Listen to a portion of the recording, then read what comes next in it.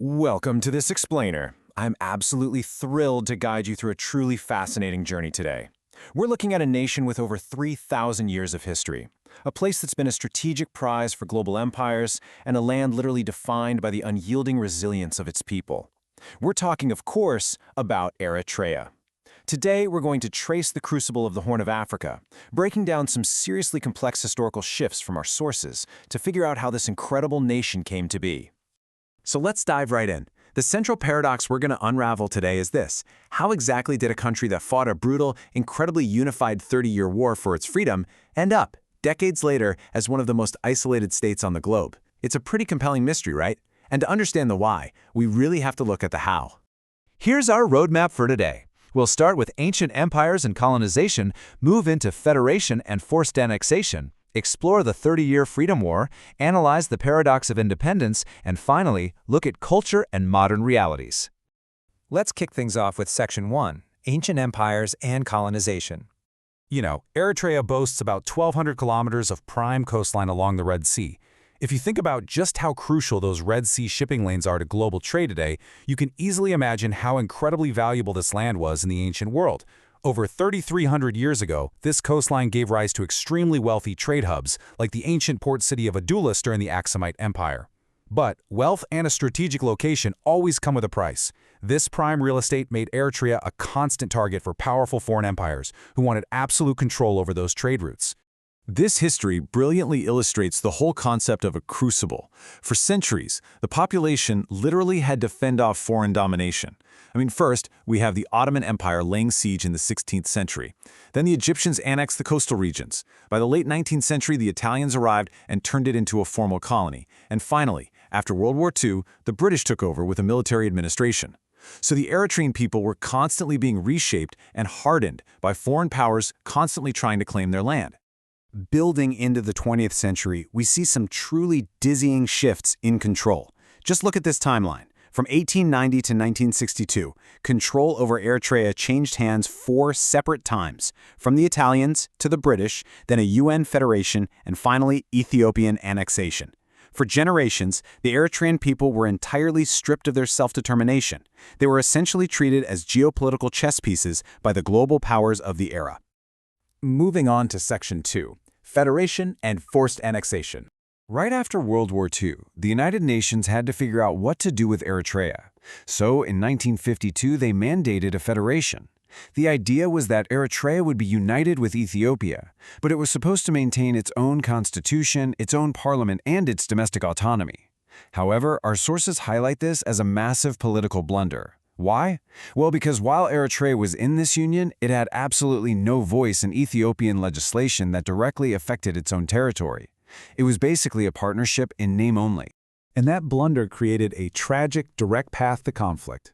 Following that flawed UN mandate, Ethiopian Emperor Haile Selassie systematically dismantled Eritrea's 1952 constitution and stripped away its autonomy. Finally, in 1962, Ethiopia officially annexed Eritrea, simply declaring it their 14th province. As you might guess, this forced assimilation and military subjugation literally lit the fuse for a massive, highly organized armed resistance. This brings us to Section 3, the 30-year Freedom War. Right at the heart of this struggle emerged the Eritrean People's Liberation Front, known as the EPLF. What our sources really emphasize here is that this wasn't just a military force. It was a highly disciplined, grassroots societal movement. Against all odds, they actually set up an egalitarian society right in the middle of a war zone, bringing free education and health services to their territories. And crucially, they reclaimed equality for women, mobilizing them en masse for active participation in the fight for independence. It was a real game changer. Our sources highlight a really profound reality of this war. They note that, despite bearing the brunt of an undisciplined Ethiopian army, thousands of Eritreans volunteered to join the EPLF's ranks. That quote perfectly captures the immense sacrifice and unified determination of the Eritrean people. They were facing down an overwhelming, heavily armed Ethiopian military, yet they volunteered by the thousands. They were completely driven by this unbreakable sense of national identity. And all of that entire 30-year struggle, culminated in one staggering number, 99.8%. After finally pushing Ethiopian forces out in 1991, a UN-supervised referendum was held 2 years later, in 1993. Over 90% of the population turned out, and 99.8% of the votes cast were a resounding yes for independence. It was just an absolute, undeniable mandate. The Crucible had forged a fiercely independent new nation. Which leads us to Section 4, the paradox of independence. So, in the early 90s, the new government made some incredibly hopeful promises. A multi-party system, a free market economy, a secular state, and a ratified constitution that guaranteed basic rights. However, a starkly different reality emerged post-1998. We see a shift to a one-party state, a command economy, a suspended constitution, and the harsh silencing of political dissent. The sources impartially note the striking contrast between the bright aspirations of 1993 and the strict authoritarian reality that eventually took hold.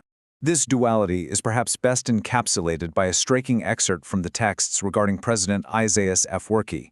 He was the leader of the EPLF, who became the nation's first and currently only president. The text says, "For most, the nation's dreamer, but for many, he is the unrepentant tyrant." Our sources report that while he's seen by some as the brilliant architect of a self-sufficient nation, others view him as the sole ruler of a police state, where former allies and dissenting voices are often jailed without trial. So you're probably wondering, what actually caused this drastic shift? Well, the sources point to a very specific catalyst, the 1998 to 2000 border war with Ethiopia. Just a few years into their brand new independence, a dispute over border territories spiraled into a massive, devastating war. This renewed conflict acted as a complete shock to the system. According to the text, it triggered a massive government crackdown. Economic reforms were abruptly halted, the free press was completely dismantled, and the state incrementally slid into a rigid, highly isolated regime. Finally, we arrive at Section 5, Culture and Modern Realities. Beyond the politics, Eritrea is home to an incredibly rich, diverse cultural tapestry. The nation actually hosts 9 major ethnic groups, including the Tigrinya, Tigray, Afar, and Kunama. And beautifully, despite all the political turmoil and historical conflict we've talked about, these groups, which are split largely between Orthodox Christianity and Sunni Islam, peacefully coexist. It's a vibrant, multicultural, multilingual society with deep traditional practices and festivals that really celebrate those ancient roots.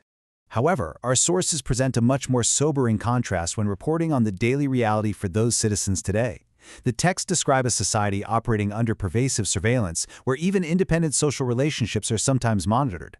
They detail a system of forced labor for government construction projects, often under the guise of national service, and they note some pretty severe restrictions on freedom of movement and career choice. It's a reality of youth disenfranchisement and significant human rights constraints. And that's absolutely crucial to understand, because these internal struggles directly fuel the global migration patterns we see today.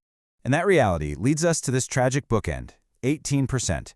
Our sources state that nearly 920,000 citizens, literally 18% of the entire population, are currently living outside the country as refugees.